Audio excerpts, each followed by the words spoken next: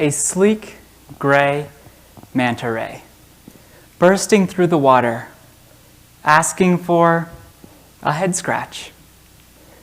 A young monkey, hugging his mother before chasing after his brother. A Kenyan architecture student, giving a gift to a stranger from afar. A homeless dog, traversing the grand steps of Teotihuacan, searching for food. A group of friends, German, Dutch, American, and Danish, traveling in unfamiliar land. What do these things have in common? And no, I'm not just showing off my travels. There really is a connection. These are all living things. More importantly, though, all of these living things can be described as human. And now I know what you're thinking. First of all, I'm wrong, and second of all, I should just stop talking. But trust me, have you ever noticed when a dolphin laughs or a crow paints a picture, we describe their actions as human-like, as if they are temporarily borrowing a skill from us? Humanity. This isn't something held by any one creature. Rather, it is an idea. But what is this idea exactly? If something different than you or me can be attributed that title, then what does it mean for something to have humanity?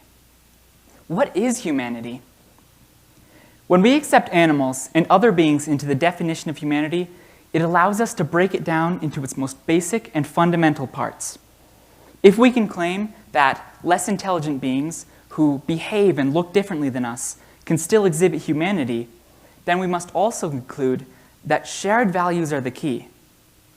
In other words, there are major differences between people and animals, but the thing that connects us is humanity. This overlap can give away the true definition of humanity. Humanity is intelligence. Humanity is compassion. Humanity is good. There's a story, a true story about a gorilla named Koko. Koko was a very intelligent gorilla that, according to National Geographic, knew 1,000 signs and 2,000 English words. Koko even had a beloved cat she named All Ball. One time, Koko ripped a gorilla-sized metal sink out of the wall of her home. When her handler asked her, "What happened?" Koko signed, "Cat did it." This intelligence and ability is something that we can only describe as human. We value intelligence and creativity very highly. It's what made us the dominant species on our planet. It's what makes us special. When this intelligence is observed in other species, we say they are acting human. We say the most impressive feats we observe in others is a reflection of their inner humanity. We want the very association of us to be the very best in others. We don't choose violence and savagery, even though we are very good at those things. When a snake constricts a small mammal, or a killer whale brutally assaults a tired seal, we distance ourselves from these actions by saying they lack humanity. They are barbaric and cruel. But when a raccoon solves a puzzle, or a parrot says goodnight, we claim their actions as our own. We only accept those actions which are most exceptional and breathtaking as human. This is deeply revealing. We see in others what we want to see in ourselves. We want our species to be defined by our intelligence and our achievement, not by our shortcomings. Some of our greatest achievements have been the most unifying. Landing on the moon, developing medicines and vaccines, creating a global community. Only people have achieved these things. The collective human race can be proud of this. There are very intelligent animals, and maybe one day in the far, far future, they can advance to be more like us. For now, though, the unique intelligence that we people have is what makes us special. when even a fraction of our intelligence is mirrored in other beings, like Coco, we say they have humanity. We're proud of it, and we should be. Intelligence is very important, but the level of intelligence, even just within people, is extremely varied, as you can see. That is a joke. So intelligence is important, but I don't think that's the full answer to this question. What is humanity? The puzzle of what a human is remains incomplete. I believe that compassion is what makes something human. We want so badly for the definition of humanity to be good. Merriam-Webster literally defines it as compassionate, sympathetic, or generous behavior or disposition, the quality or state of being humane. That's a lot of positive words. We have decided that in order for someone to be described as human, they must be good. Otherwise, they are something else. How can something be human if they have no humanity? That's like pepperoni pizza without pepperoni. That's just cheese. And speaking of atrocities, when an atrocity is committed, an unjust attack against another, we say that is inhumane. When evil is committed by people and animals, we say they are inhuman. By definition, it is impossible for something or someone to be evil and have humanity. We praise compassion observed in both people and animals.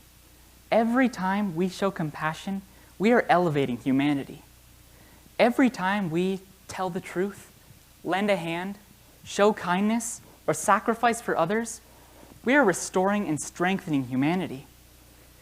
There are countless stories of compassion that warms our hearts.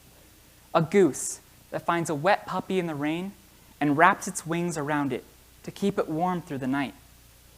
A team of people remaining in Afghanistan, putting their own lives at risk to stay with the homeless animals they've rescued.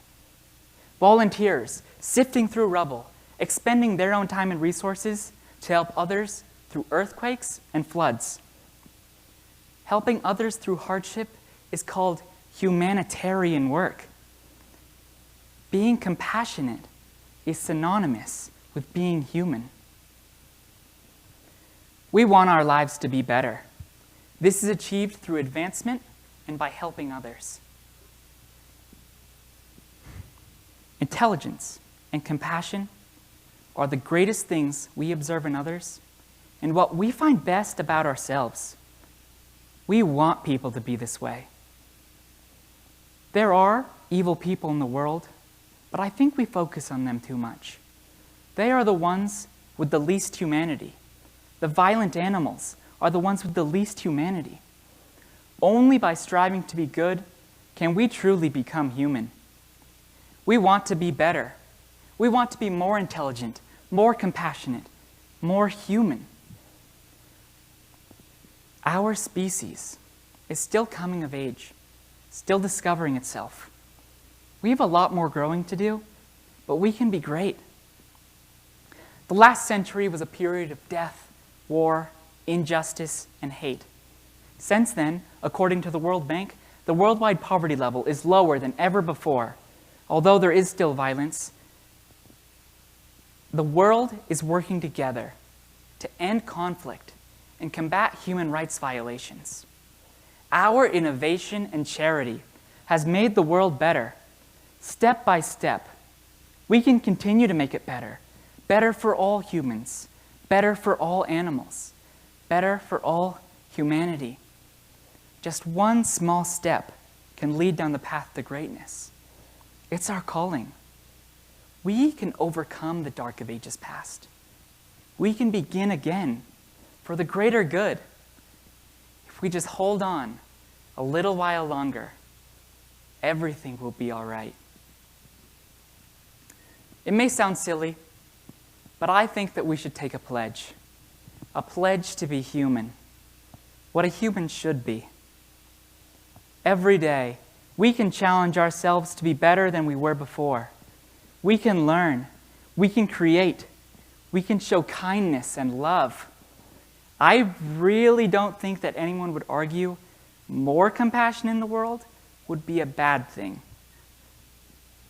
We are more unified and connected than we realize. When I say we, I mean all of us. All of the dolphins, dogs, monkeys, crows, androids, and people too. I'm adding in that part about the androids just in case robots decide to rise up one day. I'm playing the long game.